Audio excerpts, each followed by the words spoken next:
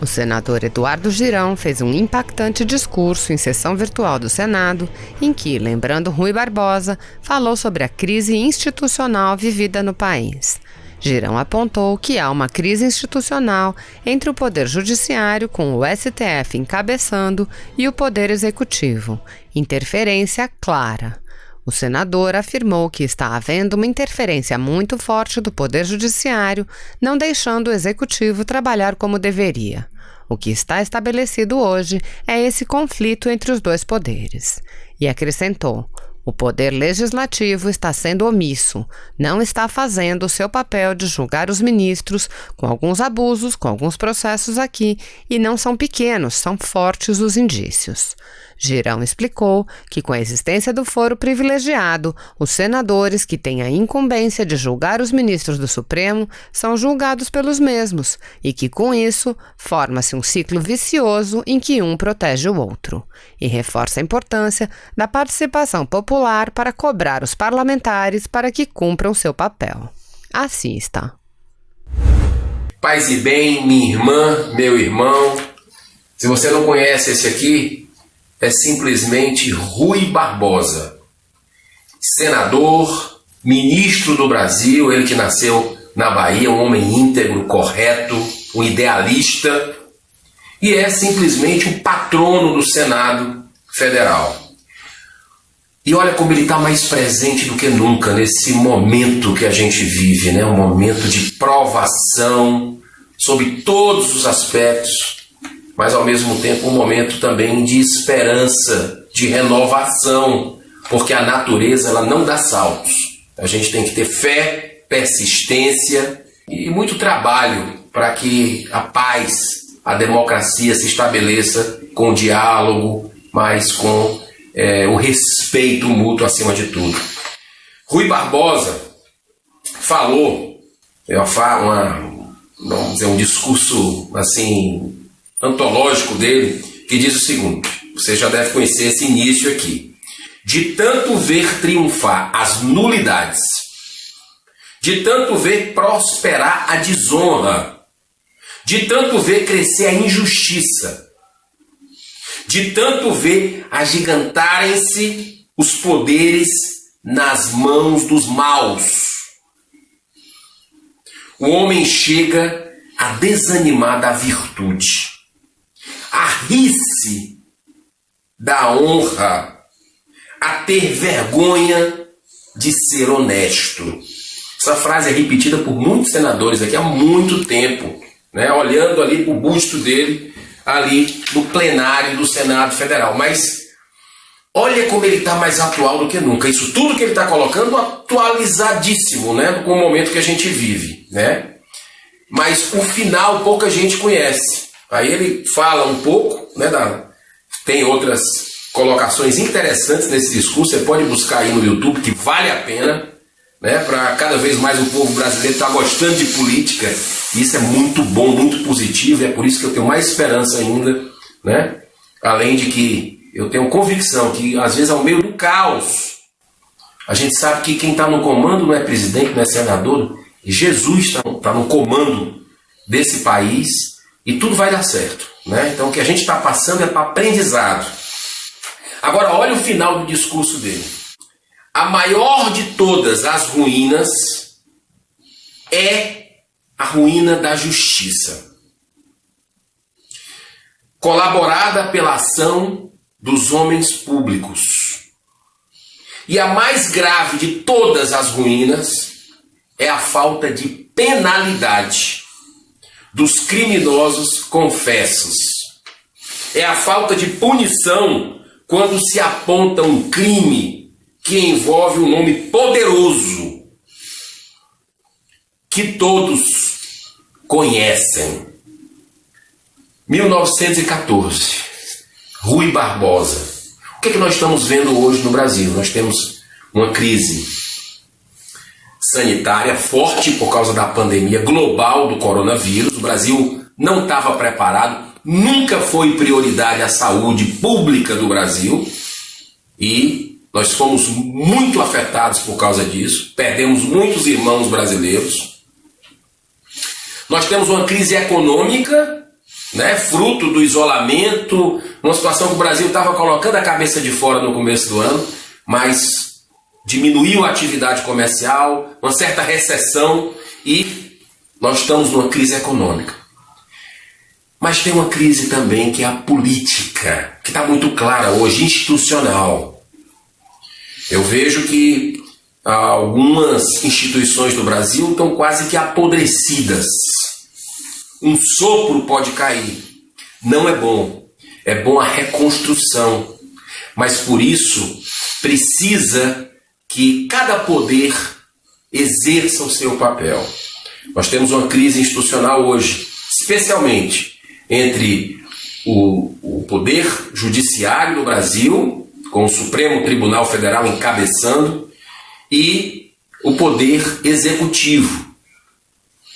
Interferência clara, e eu digo isso com a independência que tenho de posicionamentos aqui no Senado, de muitas vezes contrariar até o governo, né? Voto a favor do Brasil, no que eles mandam para cá, e algumas vezes vejo que não é bom para o país, não é bom para os brasileiros e para o meu estado do Ceará e voto contra.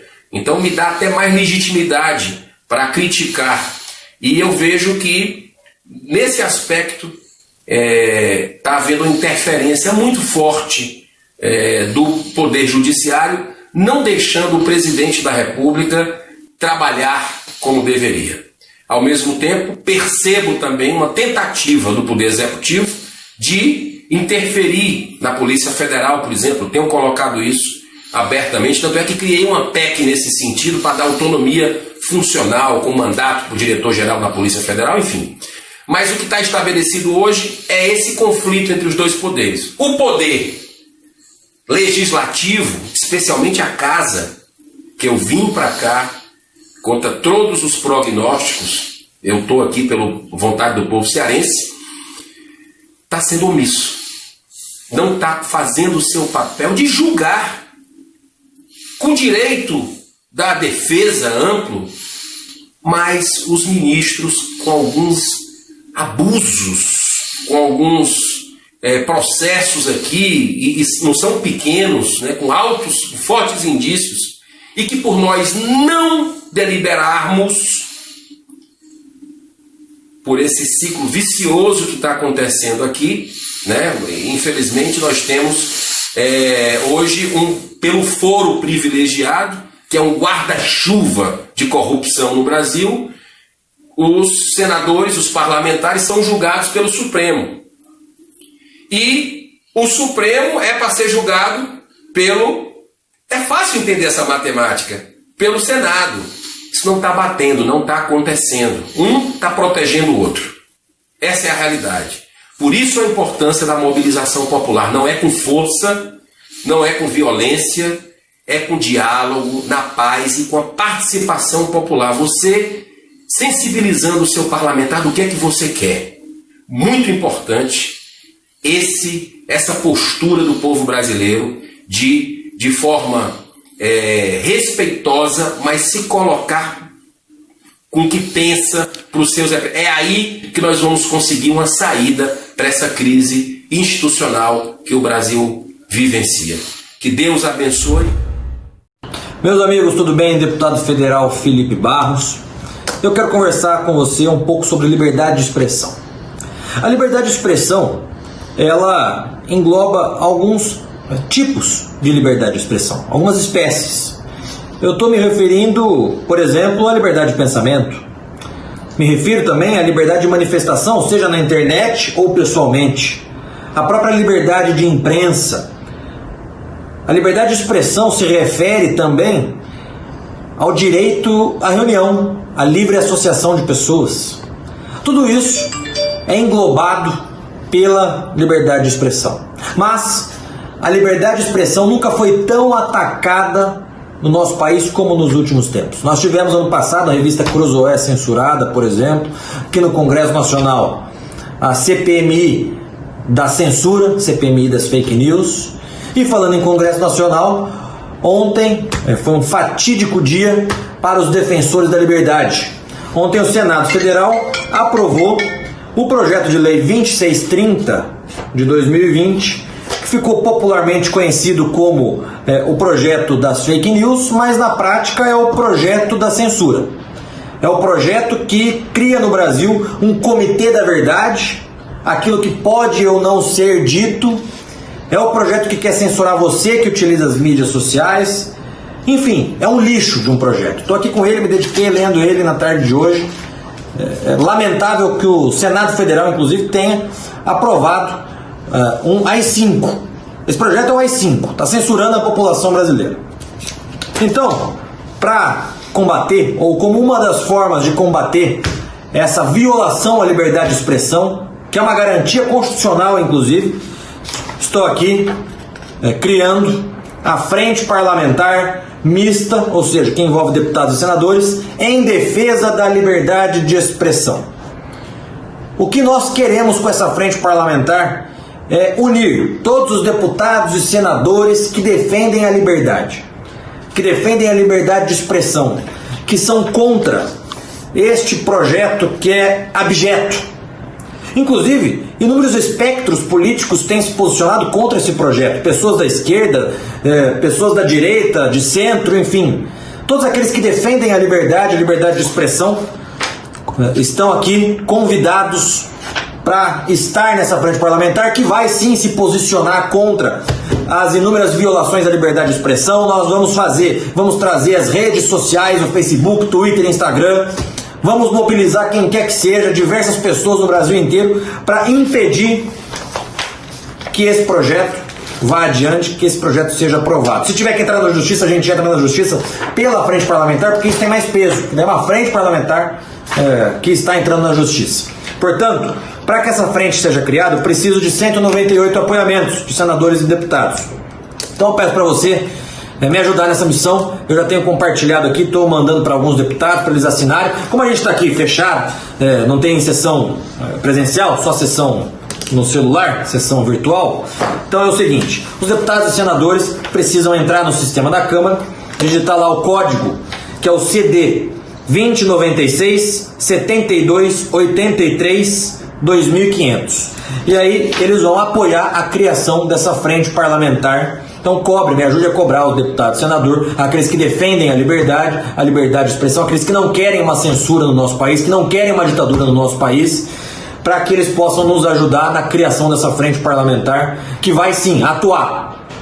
Não vai ser como muitas frentes aí que, enfim, não atuam muito. Essa vai ser ativa. Nós não vamos deixar que a censura, que o AI-5 seja instaurado no nosso país. Então me ajude aí pressionando o seu deputado, o seu senador, para que a gente consiga esse número de apoiamentos o quanto antes para a frente começar a funcionar. Um grande abraço, fiquem com Deus.